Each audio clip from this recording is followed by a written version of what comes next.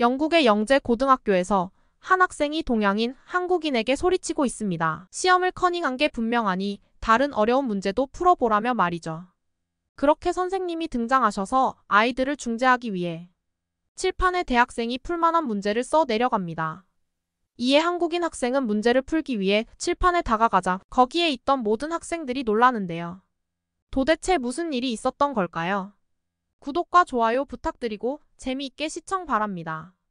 본 내용은 해외 커뮤니티 레딧에 있는 사연을 재구성하여 만들었습니다. 감동적이고 재미있는 사연이나 코리아원더에서 들려주었으면 하는 내용은 이메일 또는 쪽지로 제보해 주시기 바랍니다. 해당 사연자를 대신해서 저희가 읽어드리겠습니다. 영국에서 살고 있는 케빈입니다. 저는 영국에서 의사로 일하고 있습니다. 치열한 경쟁 속에서 살아야 하기에 하루하루가 저에게는 중요한 임무였습니다. 그래서 아이의 교육에 전념해야 한다는 게 제 신념이었죠. 제 아이의 이름은 엘라입니다. 엘라는 어렸을 때부터 우수한 교육을 받으며 항상 반에서 최고의 성적을 유지했어요. 영어뿐만 아니라 독일어도 능숙하게 구사했습니다. 초등학교에 입학한 후부터는 여러 대회에 참가하여 상을 휩쓸 정도로 뛰어났죠. 저는 엘라를 위해 아낌없이 지원했습니다. 엘라가 원하는 것이라면 무엇이든지 구입해 주었죠. 하지만 그것이 문제의 시작이었을까요? 갑자기 엘라의 건강이 악화되었습니다. 저는 엘라의 치료를 위해 유명한 병원을 찾고 추천받은 약을 모두 시도했지만 엘라의 상태는 좋아질 기미를 보이지 않았어요. 그렇게 엘라는 6개월 동안 병원에서 생활했습니다. 건강이 조금씩 회복되기는 했지만 6개월간 엘라가 수업에 참여하지 못하며 다른 아이들과의 학업 차이가 생겼던 거죠. 그렇게 학교로 돌아가 중간 시험을 치렀는데 항상 상위권이었던 엘라는 이번에는 3등이라는 성적을 받았어요. 평소 항상 1등만 하던 엘라에게는 큰 충격이었습니다.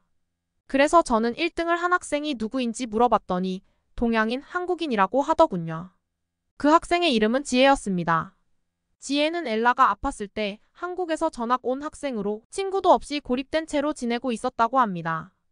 엘라가 다니는 고등학교는 영국의 영재 고등학교로 등록금이 상당히 비싼 편이라 그냥 누구나 다닐 수 있는 곳은 아니었어요. 조사해보니 지혜의 가족은 한국에서 큰 유통업을 하며 현재는 미국에까지 진출하여 성장하고 있는 기업의 재력가였습니다. 엘라가 없었다고 하더라도 지혜가 1등할 정도면 뭔가 특별한 공부 방법이 있을 거라 생각해 엘라에게 지혜와 친해지도록 권했습니다. 하지만 엘라는 지혜와 친해지기는커녕 관계가 악화되었습니다. 그렇게 다음 시험 기간이 돌아왔고 엘라는 그동안 열심히 공부했기에 자신감이 넘쳤죠. 시험을 치르고 결과가 발표되었는데 이번에도 1등은 지혜가 차지했고 2등은 엘라였습니다. 인정하기 싫었던 엘라는 지혜에게 소리치며 커닝을 했거나 시험지를 빼돌렸다고 비난했어요. 그때 선생님이 나타나 싸우는 이유를 듣고는 칠판에 고등학생이 풀기 어려운 수준의 문제를 내셨습니다. 이 문제를 푸는 학생이 이번 시험에 진짜 1등이라고 말씀하셨죠. 지혜는 망설임 없이 문제를 풀기 시작했고 약 5분 만에 답을 썼어요. 엘라도 질 수 없다며 문제를 풀려고 했지만 어디서부터 시작해야 할지 몰랐습니다. 지혜의 답을 본 선생님은 놀라지 않을 수 없었어요. 왜냐하면 그 문제는 심지어 대학생들도 풀기 힘든 수준의 문제였기 때문이죠. 선생님은 작은 체구의 동양인 학생이 그렇게 어려운 문제를 풀었다는 사실에 깊은 인상을 받았어요. 그렇게 학교에서 한국인 지혜는 화제의 인물이 되었지만 지혜는 친구가 없어 축하받지 못했습니다. 엘라는 결국 지혜를 인정하게 되었고 단순히 공부 비법을 알아내려는 것이 아니라 진정한 친구로서 가까워지고 싶다는 마음에 매일 인사를 하기 시작했어요. 엘라의 노력과 진심이 통했을까요? 지혜는 엘라에게 마음을 열었고 어느 날 저녁 식사에 초대했습니다. 그렇게 한국인 가족의 집에 가게 되었고 그들은 우리를 따뜻하게 맞이했습니다. 그 분위기 속에서 저는 지혜의 공부 비결이 궁금해져 질문했습니다. 지혜는 놀라운 이야기를 했어요.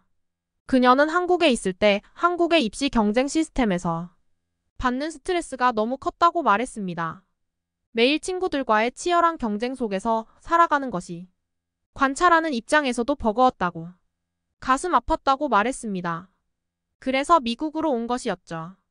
저는 깊은 반성을 했습니다. 제가 엘라와 그 친구들을 끊임없이 경쟁시키고 치열하게 공부시켰던 것이 사실은 옳지 않았던 건 아닐까 싶었어요. 지혜의 교육 방식은 제 것과 정반대였습니다.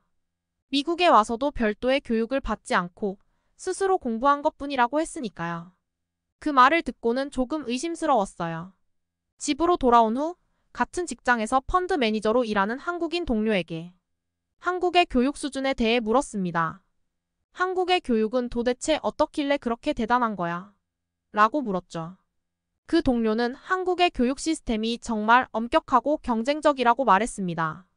자신도 어떻게 그 시스템에서 살아남았는지 모르겠다며 한국에서의 교육 경험에 대해 이야기해 주었습니다. 그 이야기를 들으며 저는 미국과 한국의 교육 시스템에 대해 다시 생각해 보게 되었습니다. 전에는 당연히 미국이 한국보다 교육 수준이 높다고 생각했었는데 동료의 말을 듣고 나니 그 생각이 달라졌습니다.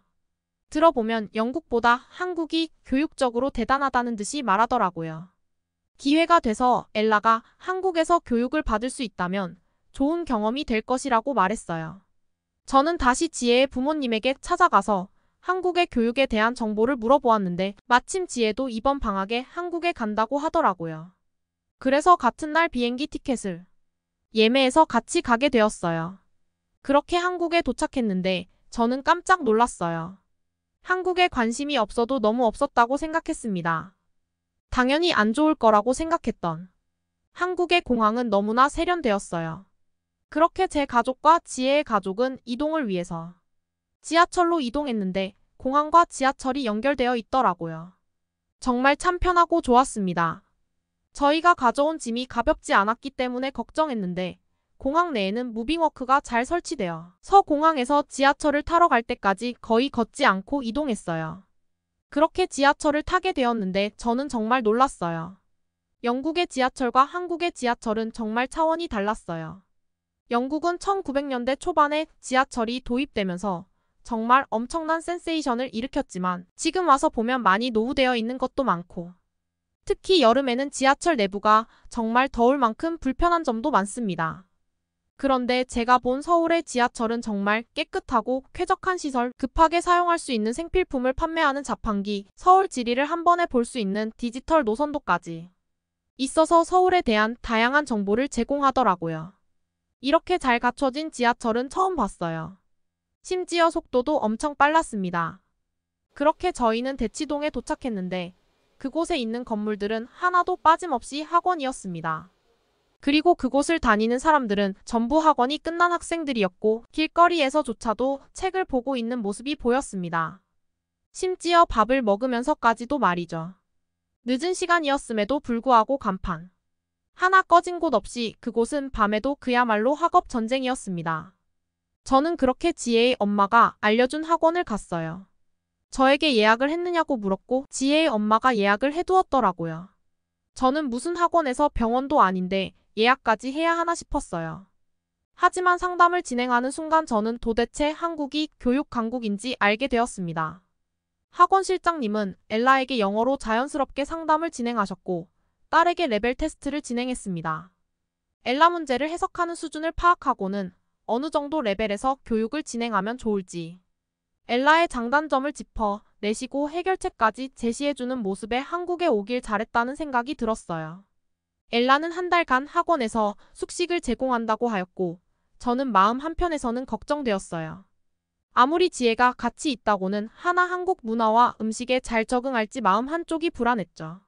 제가 그런 걱정을 하는 모습을 본 지혜의 엄마는 저에게 딸 걱정은 그만하고 스트레스를 풀러 가자고 했어요.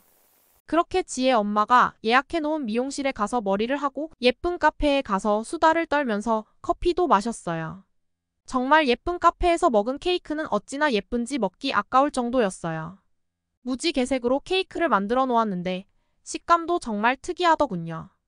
그렇게 카페를 즐기고 한국의 전통 음식이라며 저를 어떤 특이한 건물로 데려갔어요. 서울의 현대적이고 세련된 건물과는 달리 나무와 기와로 만들어진 한옥 식당이었습니다. 지혜의 엄마는 비빔밥과 불고기를 주문해서 이것이 한국의 대표 음식이라며 소개해 주었어요. 저는 미국에서도 한국 음식에 인기가 있었을 때 먹어보지 않았기에 궁금했습니다. 비빔밥은 맛도 좋았지만 음식인지 미술 작품인지 구분이 어려울 정도로 예쁘게 나와서 너무 인상적이었어요. 맛도 다채로워서 각종 채소와 나물, 그리고 고기가 다양한 식감과 맛을 연출했습니다. 불고기도 짭짤한 맛과 달콤한 맛이 환상적이었어요. 그렇게 저희는 연극을 보러 예술의 전당에 방문했습니다. 연극 중에 먹을 간단한 음식을 싸고 입장하기 전에 화장실에 갔습니다. 음식들과 가방을 지혜 엄마에게 맡겼는데 돌아와 보니 그녀가 보이지 않아 당황했습니다. 제가 맡긴 음식과 가방이 책상 위에 놓여져 있었고 그곳에는 많은 사람들이 있었음에도 아무도 가져가지 않았습니다. 저는 지혜 엄마에게 그런 중요한 물건을 어떻게 그냥 둘 수 있었냐고 물었습니다. 그녀는 웃으며 한국에서는 공공장소에서 물건을 방치해도 아무도 가져가지 않는다고 말했습니다. 이것은 저에게 정말 새롭고 놀라운 문화적 차이였습니다. 도대체 그게 어떻게 가능한 일인지 신기했어요. 영국에서는 방치는커녕 길을 가다가 소매치기도 조심해야 하는데 말이죠. 정말 제가 생각했던 한국과는 너무 달랐기 때문에 충격의 연속이었죠. 한국의 시민의식의 놀라움을 또 겪는 데는 그렇게 오래 걸리지 않았어요. 연극을 다 보고 사람들이 퇴장하는데 사람들은 전부 자신이 먹은 것을 들고 나갔어요. 그렇게 나갔더니 바로 앞에는 쓰레기를 버리는 곳이 있었고 연극을 본 대부분의 사람은 자신이 먹은 것을 치우고 있었어요. 영국에서는 영화나 연극이 끝나고 난 뒤 그곳은 정말 아수라장이 되는 경우도 많습니다. 그렇기에 연극이 끝나고 따로 청소를 해야 하는 청소업체가 있을 만큼 더럽습니다. 딸아이의 교육 때문에 온 한국이지만 제가 더 많은 것을 느끼게 되는 여행이었어요. 그렇게 한국에서의 생활이 다 끝나갈 무렵 엘라에게도 엄청난 변화가 있었어요. 처음에 와서 단계 테스트를 받을 때까지만 해도 75점 정도였던 엘라는 현재 97점이라는 한국에서도 상위권에 속하는 실력으로 향상되어 있었어요. 저는 너무 궁금했어요. 대체 한국에서는 어떻게 교육하기로 이렇게 아이가 성장할 수 있는지요. 학원 원장님께서는 학생의 수준과 약점을 파악한 뒤 단순 문제만 풀게 하는 것이 아닌 그 풀이 방식에 대한 이해와 학생이 가지고 있는 약점을 강점으로 바꿀 수 있게 솔루션을 제공했다고 하더라고요. 저는 그 말을 듣고 바로 실력 향상의 이유를 납득했습니다. 약점에 대한 문제를 반복 학습을 통해서 자신감을 키워준다고 했어요. 한국에서의 일정을 보내고 영국에 돌아온 딸아이는 저에게 말했어요. 대학만큼은 한국에서 지내고 싶다며 말이죠. 그 말에 저는 적극 동의했습니다. 제가 한국에서 지내면서 느꼈던 한국은 배울 점이 정말 많은 나라이기 때문에 저는 적극 추천했습니다. 엘라는 지금 한국 대학교를 가기 위해서 열심히 공부하고 있습니다. 구독과 좋아요는 영상을 제작하는데 많은 힘이 됩니다. 더 알찬 이야기로 돌아오겠습니다. 코리아원더였습니다. 시청해주셔서 감사합니다.